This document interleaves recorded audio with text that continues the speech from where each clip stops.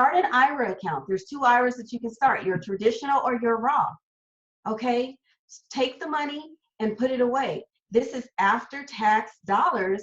So if you decide somewhere 5 years down the road, a year down the road, and I don't like to think short term, I like to think long term, to say you need it. It's after tax dollars, so you're only being taxed on the interest that you've accumulated on that. Okay, invest in a business. There's a number of businesses that you all can start with little to nothing. You're not taking a massive amount of money, but you can start a business so that you can begin to grow and see additional income come into your household. Okay, start thinking about leaving a legacy. What can I do differently? Another thing, leaving a legacy.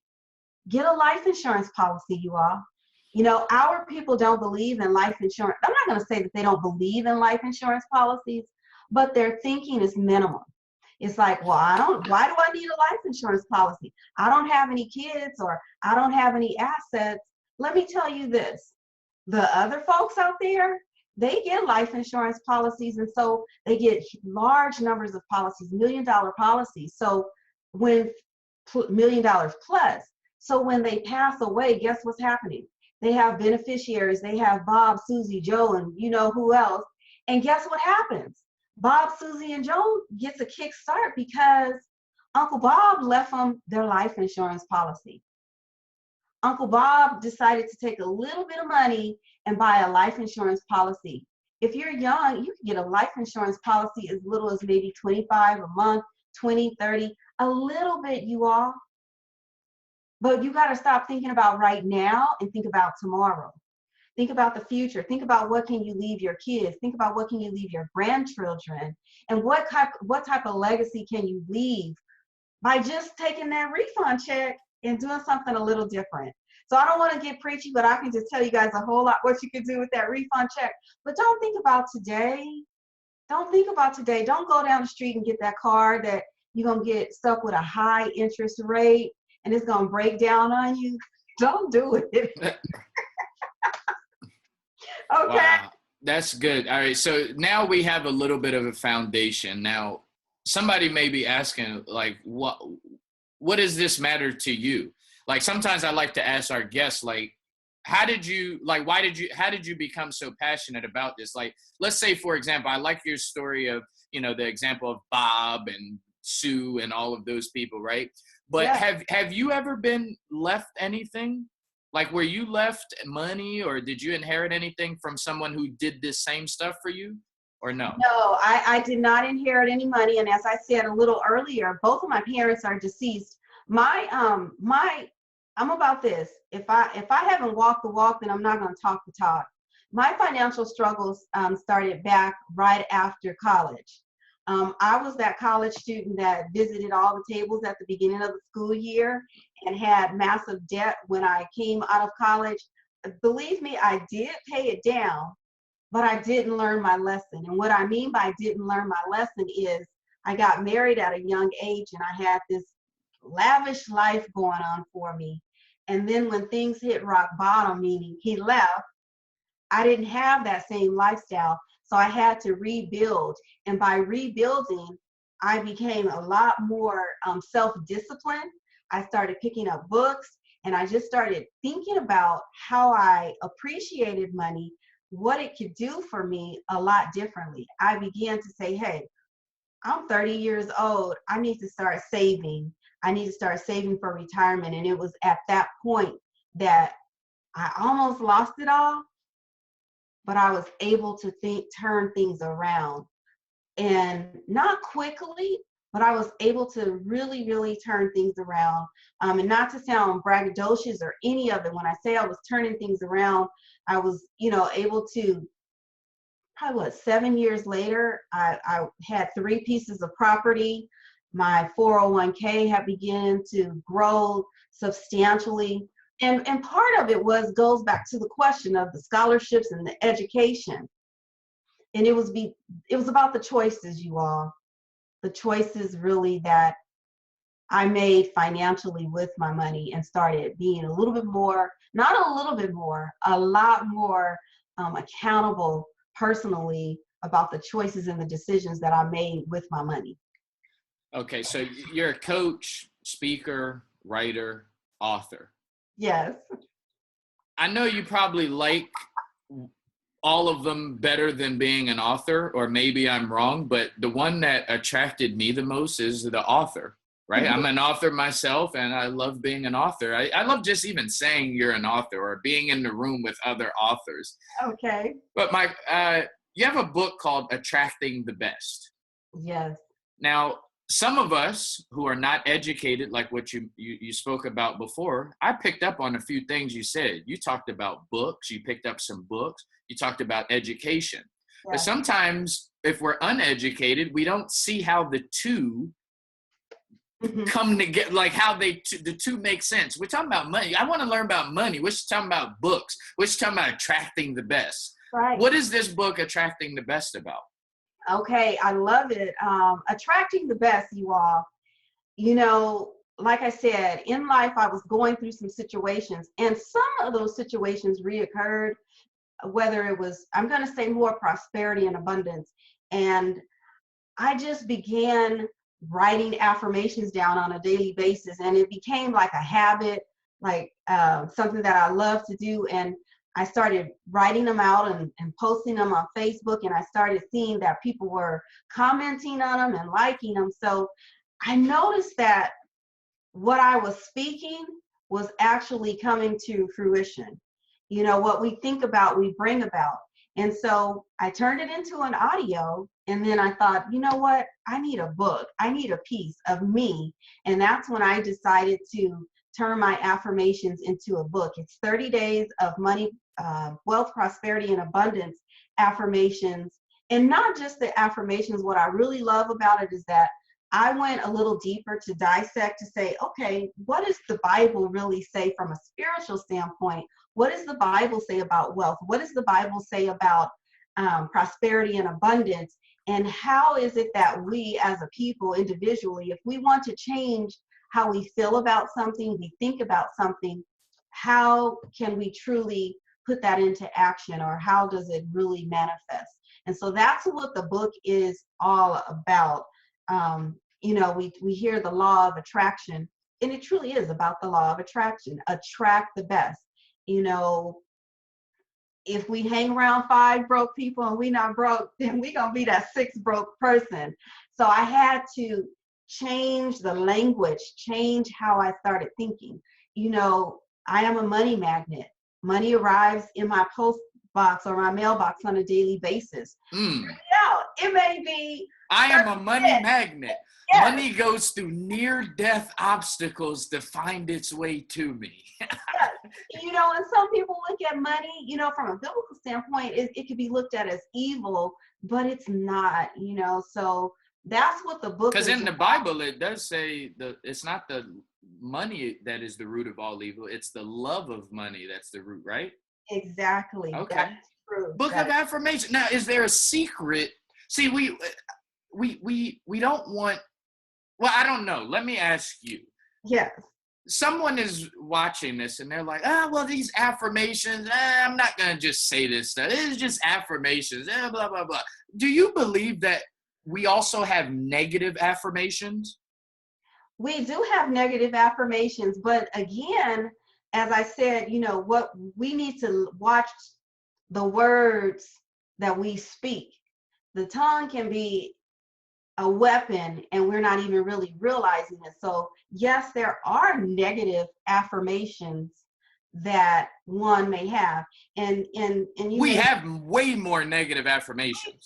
We do. And that's why I'm all about positive affirmations, because if it's going to be there, if I have a choice between a negative and a positive affirmation, guess what I'm choosing the positive. Exactly. But we don't want to believe that we have negative confirmation, but we say it every day. I'm big. I'm ugly.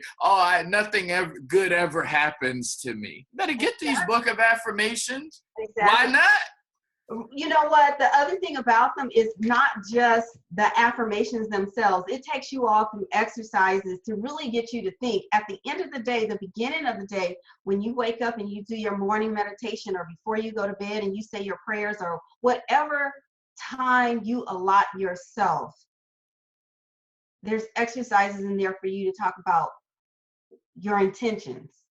What did you learn from that affirmation? How can you apply it to your life? What's your affirmation for the next day, the next week? It doesn't necessarily have to be the affirmations that I actually have, but the content, the meaning, the behind it is really what I want you all to pick up from the book. You teach them to own the affirmation. Yes. Okay, I like that. So attracting the best. Now, I want to go back to you spoke on IRAs and ROAs. Which is it? ROA, right? Roth. Roth. And they're IRAs. There's a traditional and then there's a Roth. Okay. What is the difference? Absolutely. The traditional, well, let me just start with the Roth because it'll default. The Roth is for highly compensated employees. So if you make a substantial amount of money, then you may consider putting it into the Roth. The thing about the Roth is that it's after tax dollars. So what is it that I mean about after tax dollars? The money that you're getting from your tax refund, that's after tax dollars. When you take home your paycheck, the money that you take home, that's after tax dollars. So you can take those after tax dollars and put them into a savings vehicle such as the Roth and save for retirement. You're allotted, depending on your age, to put up to a certain dollar amount each year. And it's after tax. So just say you put the maximum. Maybe you saving for a home, you save up to $30,000, you go pull that $30,000 out. You're not taxed on the $30,000. You're taxed on the interest amount that you've pulled out because you've already been taxed on that 30 because it's after tax dollars. Thank you for traditional is, pre-tax. Pre-tax dollars. Okay. Now, let's see. I wanted to ask you, do you ever heard about the app called OfferUp? No, I haven't. You never heard of OfferUp? I have not. Now I'm writing it down. Okay. The reason why I'm asking you is because I want to know what are some things that people could do to increase their revenue. But at the same time, I'm a big believer that I actually just did a YouTube video where someone asked me that question, right? Okay. What can I do to get a business started? And I said, well, first off, before we look at how much money you need, let's look, because they were saying that they didn't have money. So I'm like, well, let's look at the things that are in your house that you haven't used in a while, like in a year. Some people say garage sales, some people say yard sales, but there's this new app called OfferUp where people are literally, I've used the app. So I'm not telling you something that I haven't used. I've used the app to sell things that I no longer wanted. Okay. But so you never heard of OfferUp. So I guess like if somebody is like a beginner, never known anything about entrepreneurship, maybe don't even want to be an entrepreneur. But what is one thing that you would say, or maybe two things that you would say for someone to increase their revenue right away? To increase your revenue right away, and they're a business owner, they're a business owner. Well, they have to be to increase their revenue. I always say to business owners, you have to really be looking at your numbers. Because if you're a business owner and you're just operating by the pants of your hip and you have no idea how much you are investing in, just say Facebook ads, any social media ads, you're tossing away $100. What is your return on your investment? If you're just throwing away $100 every week for ads, but you're not getting a return on that investment, that little amount right there, just say it's $400 a month, 400 times 12 months, that right there is something simple. But business owners, small business owners, I want to say this, small business owners do not take the time to truly look at their numbers. They don't take the time to plan. And once they plan, they don't look at how they're going to achieve the goals. So that's just one small area that I see time and time and time and time and time again. And they're not looking at their P&L. They're not looking at their balance sheet. They're not looking at any of those things to increase their revenue. Their pricing. Maybe they need to increase their pricing. Maybe their competitor across the way is selling something at 100 and their revenues are increasing. They're still selling it at 75. The same exact product. Okay, just little things. Maybe they're afraid to increase the price because they think they're going to lose customers. You have to increase your price, you all. There has to be a profit margin. If you don't even know what your profit margin is, but you're saying you want to increase your revenues, something's wrong. So how do you know when it's time to increase your prices? I think that's a really good question, but I in my business, there's a couple of different things that I do. Either you go according to the industry standard. If you know that the industry standard has increased, then it's time. If your competitors are, you know that your competitors' revenues are exceeding yours, and you're offering the same product, providing the same type of service, then you know that it is. You need to sit down and look at your profit margins. You may not increase the price on every item that you're offering, but some of them you may need to increase. And you do it by informing your customers that effective a certain date that you're going to be increasing your pricing, excuse me. You don't want to just arbitrarily do it, because then you may lose customers, and then you have to regain that trust in your customers to gain them back. And you may have already lost them. They may have gone away to, the competitor down the street that maybe has enticed them with some other token, so to speak. And which also can lead us to, because if you increase your prices at the wrong time, you can lose a lot of customers and eventually go out of business. And exactly. I know you talk a lot about where you bring a lot of awareness to a lot of entrepreneurs failing. And I like the term. I don't know if this is your term, but I've seen it. This entrepreneurs fumble. And I'm a big football fan. So I know what it means to fumble the ball, right? And you fumble the ball. In business, you can fumble a lot, right? Grand opening, grand closing. Right, exactly. Right. So what are some ways that you would say that you've seen in all of your experience that entrepreneurs fail or entrepreneurs fumble the ball? Okay, and I just touched on some of them, but what I like to say to our entrepreneurs, that we as business owners, a lot of times what we're doing, we're constantly looking through the rearview mirror. Okay, what is it that I mean by we're looking through the rearview mirror? We're looking at historical numbers. We're looking at a balance sheet. We're looking at a P&L. We're looking at all of that, and that's great to my business owners. Those are great, but you all need to begin to look through the windshield wiper. You need to begin to look forward. You need to begin to forecast. You need to begin to look at your operational budgets, and you need to put tools in place. What types of tools? I call them flash reports. Flash reports? I call them flash reports. Why is it a flash report? Because it's a report that you can pick up on a Monday, a Friday, any time of the week to really see where you are for the month. If your goal is to hit 20K for the month as a small business owner, and maybe I'm stretching it, but we're going to use that number, 20K, you need to have planned. What month is this? We're in March. So let's just say we're projecting for April. Our April goal is 20K for the month. We need to know, how are we going to hit that goal for April? The first week of April, we need to look at our numbers to see, where are we? What have we done wrong? Who have we gotten on the phone? What contracts are we going to be closing? Do we know if we're going to have any hiccups with those contracts?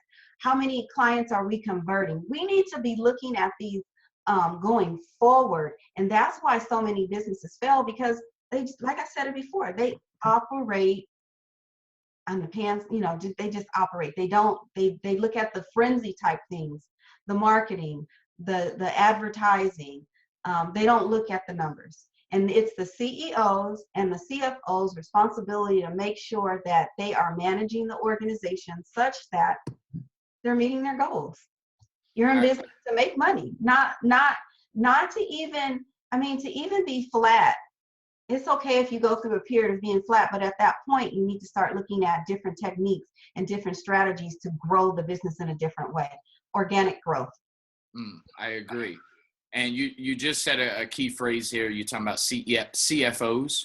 Yeah. What is we most of us know what a CFO is, but I know you're pretty big on virtual CFO. Right. What is that concept all about, virtual CFOs? A virtual CFO is exactly, let's say your business, maybe you're not, maybe you don't have the time, maybe you don't have the resources, maybe you don't have the overhead, the personnel in your office to oversee your finances.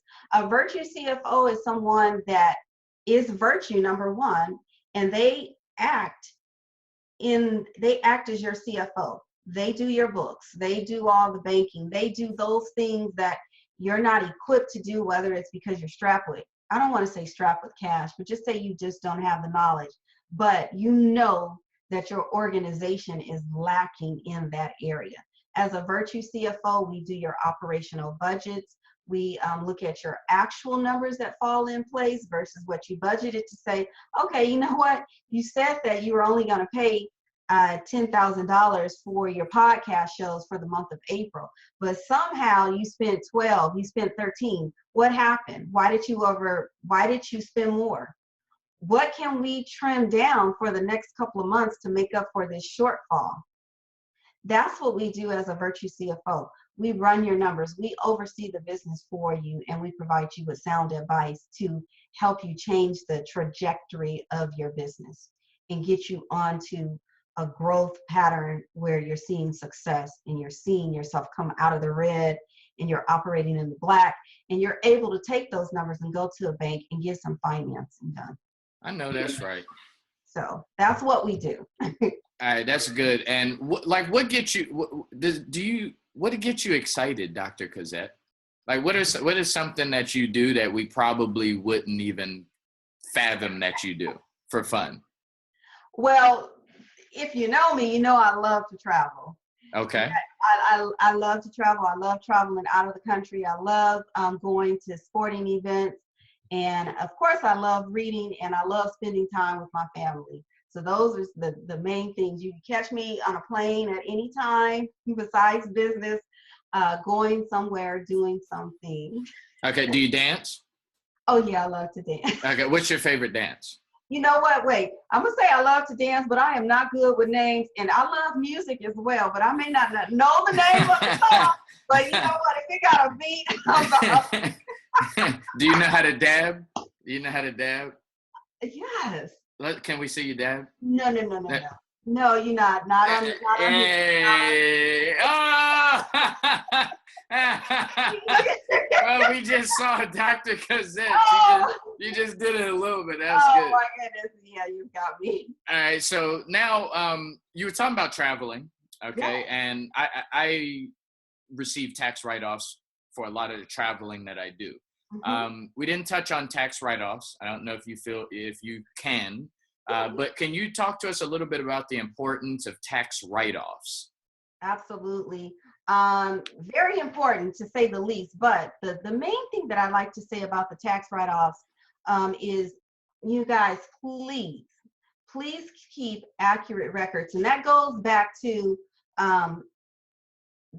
for my business owners, that goes back to why it's important to hire a CPA, a bookkeeper, an accountant to maintain your records. Because at the end of the year, all you need to do is hand that P&L over to the professional who's doing your taxes.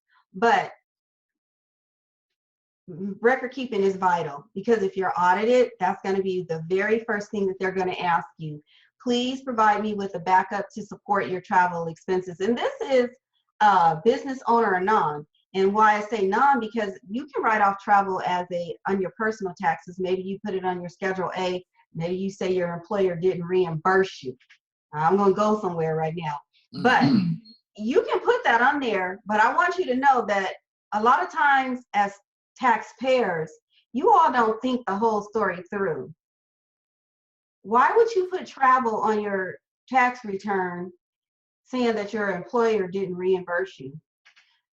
The IRS can find out. They can ask for your employee handbook to see the employer's policy, to see what the employer's policy is. Do they reimburse their employees? Just a lot of different things. So I want you guys, don't try to pull no shenanigans stuff over on the tax preparers. But record keeping is important. Some of the things that you can write off, if you are traveling as a business owner and you want to write those off, great. Say you have some travel and it's you doing business as well as personal time. The personal time, you know that you cannot write that off.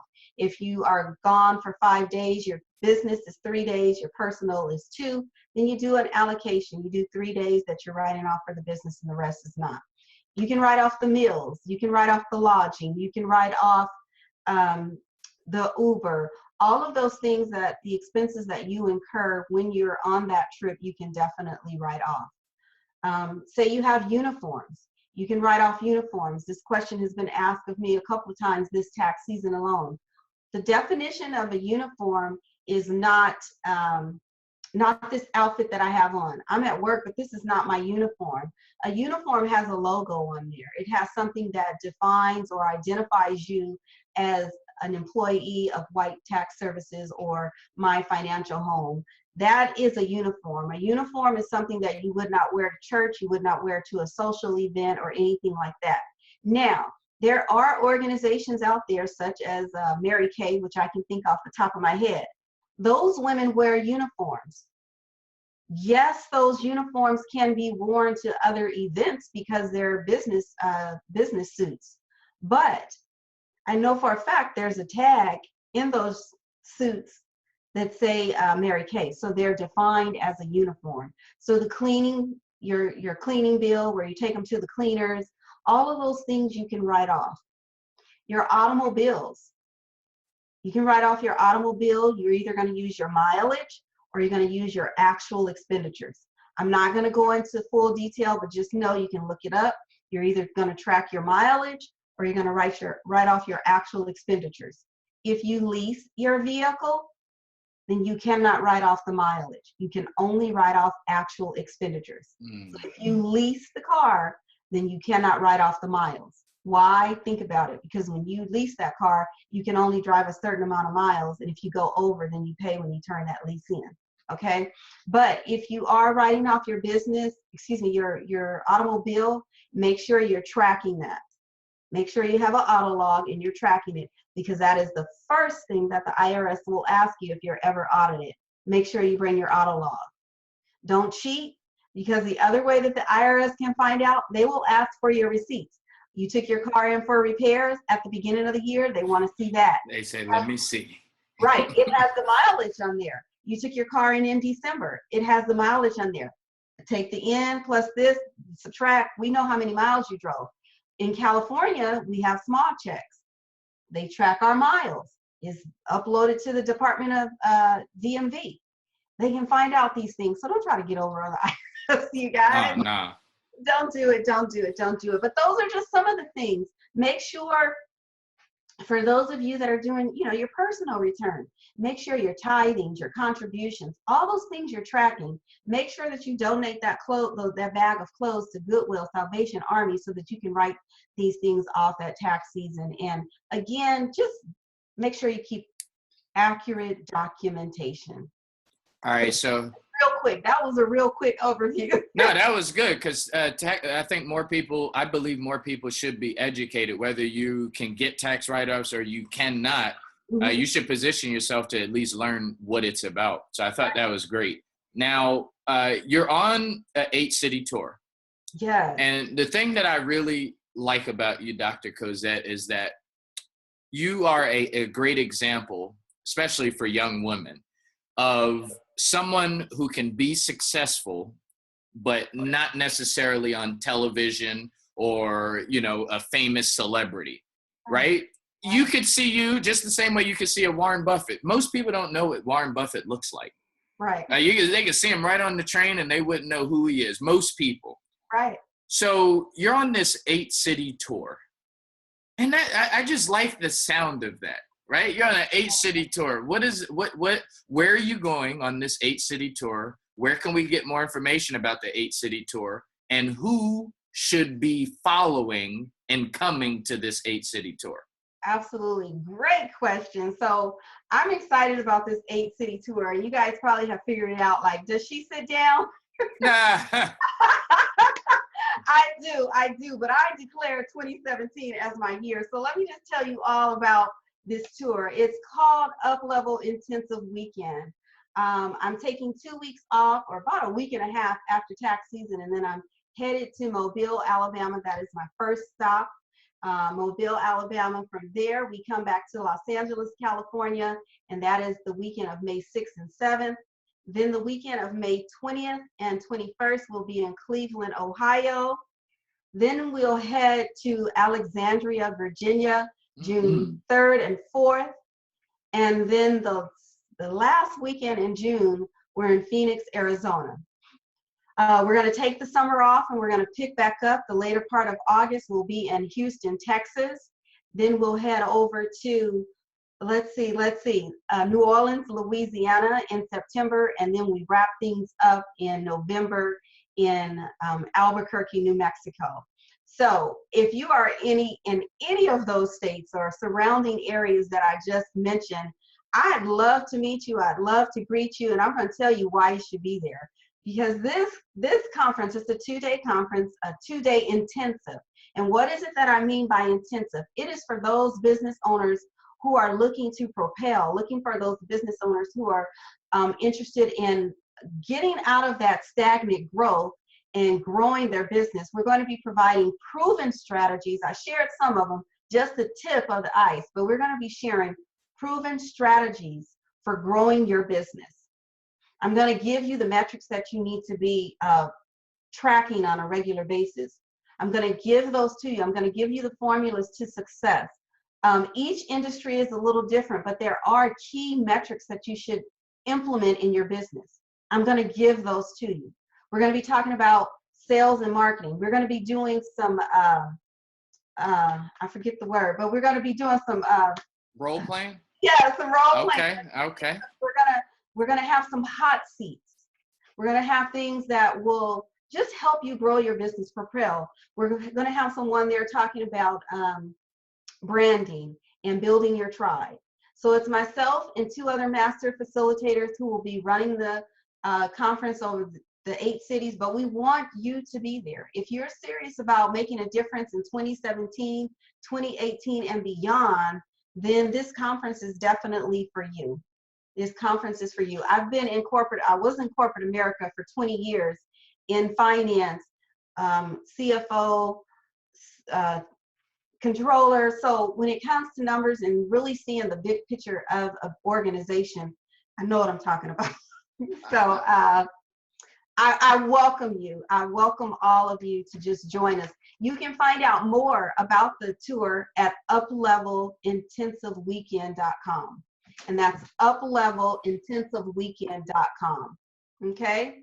Also, and I didn't give you this information, the book, attractingthebest.com. That's where you can find the book, attractingthebest.com. And you got my pen flowing. That's good. Okay, attractingthebest.com. Got one last question for you, but please let us know. I know you're on social media. Yeah. Let us know where can we connect with you? Where can we follow you? Where are you most active? I am active between Facebook and Instagram. You can find me on Facebook at Dr. Cozette M White, and you can follow me on Instagram at Cozette M White, and pretty much on all the social medias, Cozette M White. But Facebook, it's under Dr. Cozette M White. Okay, fantastic. Now, the last question that I wanted to ask you, and then I'll pass it over to you if you want to send a last message to our audience. There's a gentleman named Og Mandino. Have you heard of Og Mandino? I've heard of him, but I've heard of him. Okay, he says that the 3 most powerful words in the English language is the words ask for help. Mm. Do you believe that to be true? And if so, how is asking for help taken you, well, helped you get to where you're at now? Great. You know what? I was talking to someone today, and I will actually asking for help, and not only asking for help, you all. It's really about connection, collaboration, and network. I have gotten to the point that I am today simply because of the network and because I've spoken up. And I am a true believer that a closed mouth doesn't get fed. So you have to speak up, and you have to ask for whatever it is that you want. A perfect example is I simply reached out and I asked if I could be a guest on this show right here. Ask for what it is that you want. It goes back to the book, Attract the Best. Ask for it. Speak it into its existence. So I ask for help all the time. I don't have no problem. Yeah, and I always say, like, listen, if you ask for help early enough, you'll never have to beg a day in your life. Exactly. It's as simple as that, right? And give me a few books that we're avid readers here. Throw us a few books that you would recommend for us to read. Oh, that's a tough one because we got Attracting the Best. We got AttractingTheBest.com. We have Attracting the Best. We also I'm also a co-author of Holistic Women Win. So what is it? Holistic Women Win. Okay. And my chapter in that book is really talking about practical, sound financial practices that every individual can implement. It's talking about wearing the shoes that God intended you to walk in. So I'm a size 6. So I stay in my size 6. I don't follow the Jones. I don't squeeze into a 5.5 or a 6.5. I stay and I walk in the shoes that God intended me to walk in, and I'm in alignment. So I'm going to leave that with 2 books. I was reading some books this morning, but I'm really bad at the name, so we're going to skip that one. I got you. You remind me of Les Brown. I called him a couple of weeks ago, and I'm like, give me the top 5 quotes of all time. And he says, number 1. I'm like, wait a minute. All right, that's you. Okay.